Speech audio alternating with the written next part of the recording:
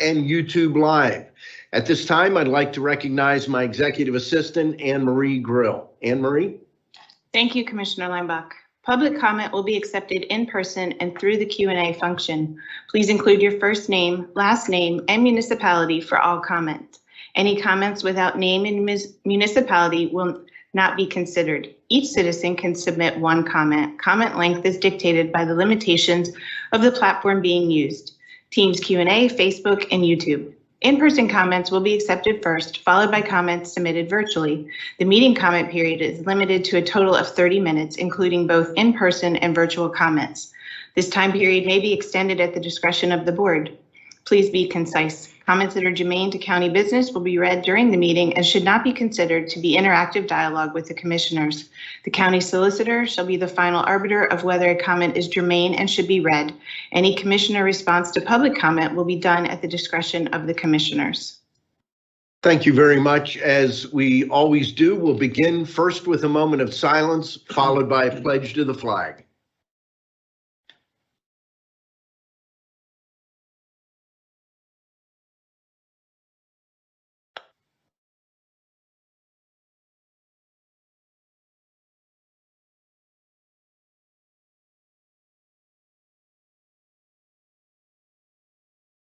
I pledge allegiance to the flag of the United States of America and to the republic for which it stands, one nation, under God, indivisible, with liberty and justice for all. Are there any additions or corrections for the February 24th Commissioner meeting minutes? Hearing none, the minutes will stand approved as presented. We did have an executive session yesterday, March the 2nd, dealing with litigation and personnel. And Anne Marie, is there any public comment on specific agenda items?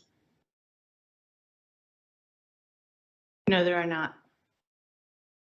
We're going to begin this morning with a special presentation. We have David Hunter, our Director of Planning here, and he's going to be making a presentation regarding the creation of a Tri-County Passenger Rail Authority. David Hunter. Thank you, Mr. Chairman, Commissioners, staff. I rise to present to staff and to the commissioners the Tri-County Passenger Rail Authority, which has a proposed name of the Schuylkill River Passenger Rail Authority. The Tri-County Passenger Rail Committee, this was a 9-member group comprised of 1 county commissioner from Berks, Chester, and Montgomery counties, and other local leaders, is recommending the formation of the Schuylkill River Passenger Rail Authority, the SRPRA. Today, commissioners, you are considering the advertisement to hold a public hearing on the creation of the SRPRA proposal, and the date is to be determined. By way of background, there were consensus parameters for the creation of a passenger rail authority. Next slide. Thank you. The passenger rail service should be restored to this corridor to provide stations in communities with lower incomes. At a minimum, the service should run from downtown Philadelphia to Reading, and the service should have regular frequency with potential stops in Norristown, Phoenixville, Pottstown, and Reading. So after a year of exploring the most efficient manner to restore passenger rail service to the region, the proposed SRPRA would replace the current Tri-County Passenger Rail Committee and be supported with representation and funding from all 3 member counties. The Schuylkill River Passenger Rail Authority will have the power to formulate agreements, procure funding, and provide for a direct governmental body that can work with Amtrak, PennDOT, the Federal Railroad Administration, and other necessary partners. Amtrak is the proposed provider, and Amtrak has released a nationwide plan showing service from Philadelphia to Reading. On the next slide. Will benefit from new federal funding and has presence in the region and works regularly with PennDOT. And finally, Amtrak has legal rights over privately owned freight lines. There are proposed nominees for members of the board, and that's on the screen now. Thank you, Mr. Chairman. I stand prepared to any questions you may have. Thank you very much, David. just for the record, the planners from Berks County, David Hunter and his team, Chester County, Brian O'Leary and his team in planning, and then Montgomery County, Scott France and his team have done a tremendous amount of work over the last year plus with the Tri-County Passenger Rail Committee, and have done a lot of work to bring us up to the point that we are today. What this brings up is the next item, and it is 73-2022, adopt a resolution authorizing Carmen Torres, Chief Clerk, to publish an advertisement of the County Commissioner's intent to hold a hearing for the purpose of considering a proposal to form a passenger railroad authority jointly with Chester and Montgomery counties. So we are not voting today to form an authority. We are voting today to pass a resolution to advertise a public meeting for a hearing and vote on a proposed ordinance. The date of that hearing will be April the 21st. It's my understanding at least one of the other counties, if not both, David, are also going to be on April 21st. And both of the county, all three counties today are announcing that we will be advertising or publishing an advertising notice about a hearing. Just a friendly amendment, Mr. Chairman. Chester will go on the 27th. Oh, Chester's the 27th. Okay. Yeah, what it had to do with, we realized at the last minute, Berks County publishes its legal notices, Stephanie, every week. The other counties don't. And so they're tied to a different schedule. The law is very clear. It's not just about putting notice out publicly. It has to be in the legal, what's the proper term, Stephanie? The legal publication, For the county, like? There's a daily periodical, which would be the newspaper, and then a legal publication. Right. So, very good. I will accept a motion. So moved. And second? The motion has been made and seconded. Is there any discussion? There will be intense discussion on April 21st. I'm sure there will be. And we welcome that. That's we've been very open about this process. We've not rushed it. We're not rushing it now, taking steps. I will mention one key component of this proposal to form the authority that is different than most that are out there. An authority, when it is established, has a 50-year life. At the end of the 50 years, it has to be reauthorized. In the interest of fiscal responsibility and acting and making a decision on passenger rail that is responsible, this particular ordinance requires a reauthorization of the authority in 3 years. So 3 years from the original authorization. A majority of commissioners in Berks, a majority of commissioners in Montgomery, and a majority of commissioners in Chester will have to vote in the affirmative to reauthorize the authority for another 47 years. And the reason is this forces each county to take a look and say, is this still the right thing for our county? Do the numbers add up? And I think that that's a responsible way to go. I will tell you, the other commissioners, Commissioner Moskowitz, Commissioner Lawrence from the other two counties feel the same way. So this is unique, but I think it is something that taxpayers can look at and say, yeah, there is another opportunity to look at this and see how it is progressing. So that's the only thing I would add. Anything else? Hearing none. All those in favor of the motion, please signify by saying aye. Aye. Opposed? The motion is carried.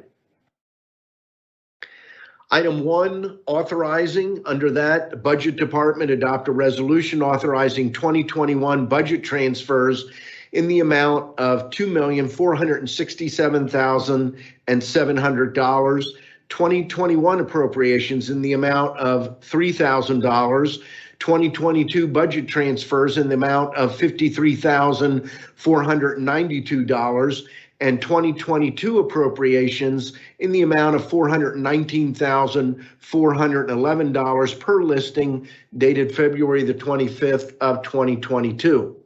We have 2 items listed under Human Resources. Item 1, authorize the promotion of Jesse Morey from Sergeant to Lieutenant in the Berks County Jail System. And item 2, authorize a $150 boot stipend for lieutenants and sergeants at the jail. Item 2, a motion to authorize execution of contract agreements and amendments as set forth on the attached listing dated February the 28th of 2022. There are a total of 2 contracts, one with the Assessment Department and one with Parks and Rec.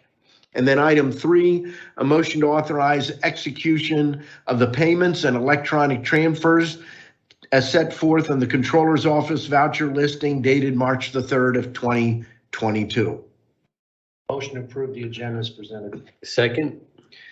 The motion has been made and seconded. Is there any discussion?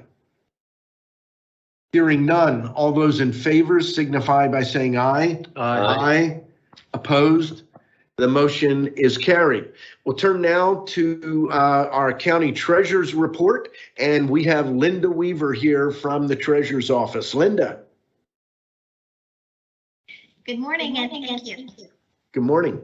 We have an opening balance of $157,066,546.53.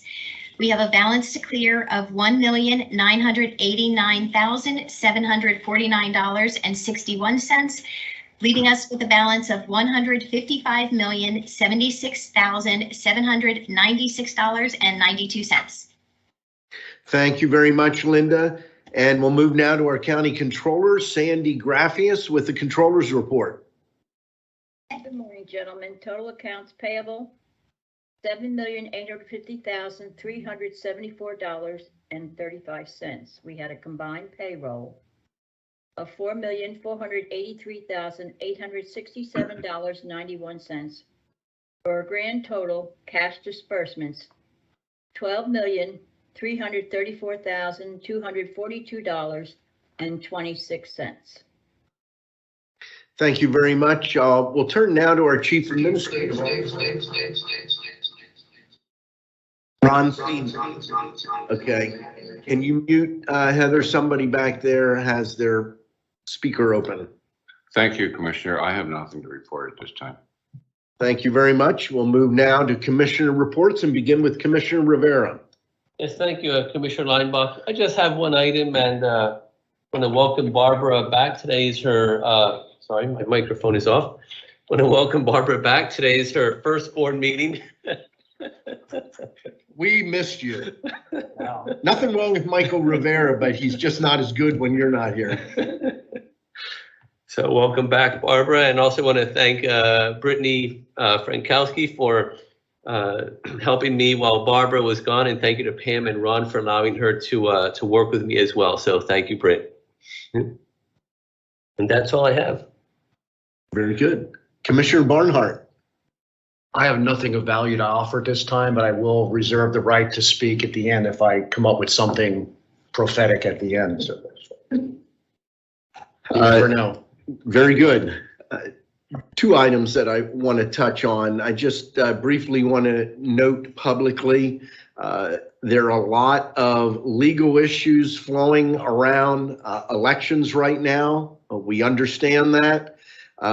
We are working very, very closely with the County Commissioners Association to address many of those concerns. Hopefully, in the next couple of weeks, some of those things will shake out.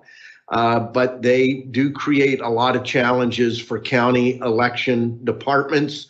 And just want to let you know, we're aware of the deadlines that are being impacted, not knowing where congressional maps stand at this time. That's still in the Middle District Court, federal court. There's been an appeal of the PA Supreme Court decision. We also have the state Senate and state House maps before the Pennsylvania Supreme Court. So we're very aware of that, and I hope to see some public statements next week from a number of entities involved in this effort. So we shall see how that proceeds. The second thing I just want to touch on very briefly, I know that for a lot of us, it's hard not to be fixated on what is happening in the Ukraine.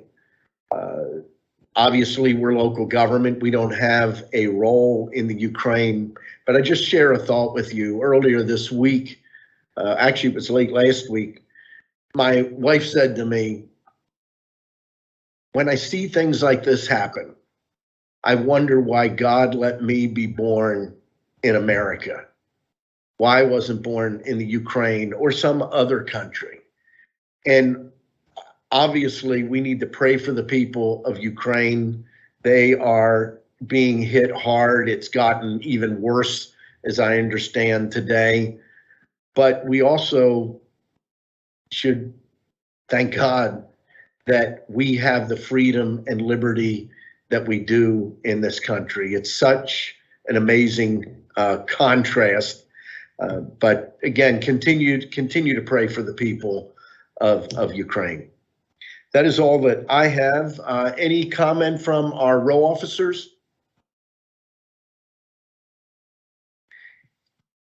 Yes, Ron.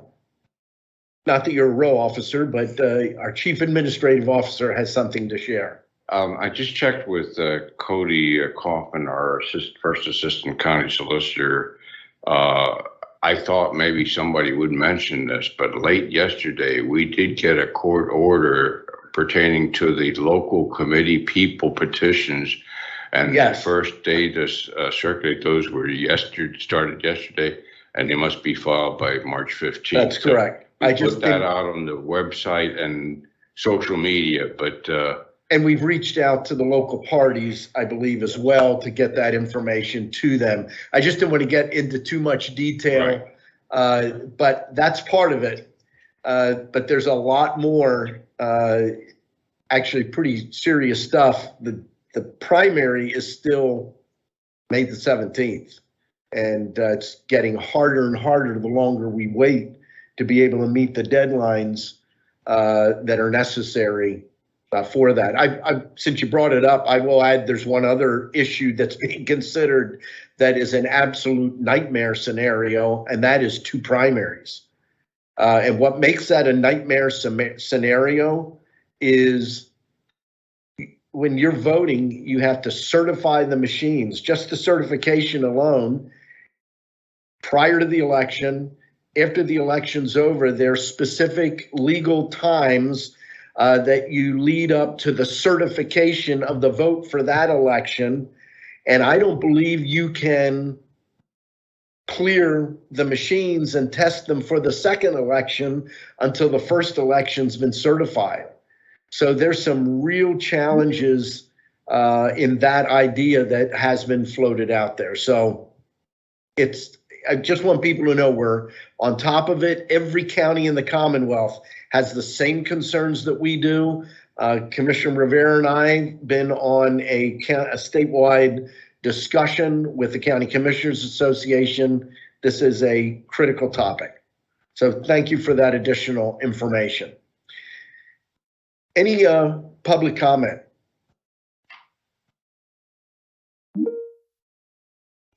No public comment.